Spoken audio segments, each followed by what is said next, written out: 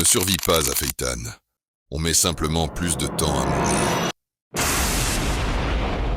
Aujourd'hui, on parle de Phaeton Portor. Petit, presque fragile. On pourrait croire à un enfant échappé d'un vieux livre, avec ce parapluie trop grand pour lui et ce regard noyé sous une frange noire.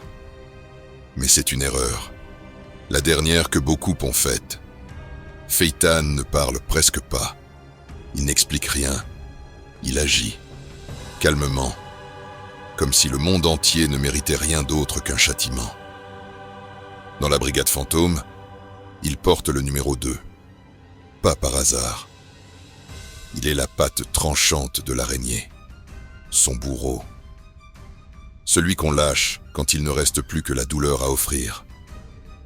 Quand une cible résiste, quand une trahison se glisse dans les replis de la toile, on ne parle pas de stratégie. On envoie Phaeton. Et après lui, il ne reste rien. Ceux qui l'interrogent ne parlent pas. Ils supplinent.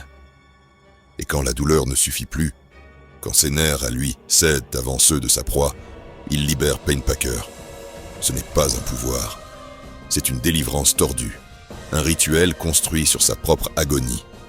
Son haine devient feu. Lame. Jugement. Il ne se bat plus. Il inflige. Chaque seconde devient une punition sur mesure. Chaque cri, un écho de ce qu'on lui a fait. C'est une justice sans loi. Et surtout, sans issue. On dit que la souffrance a un visage.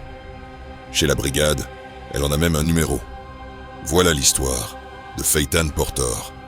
Et toi, quelle histoire veux-tu entendre ensuite ?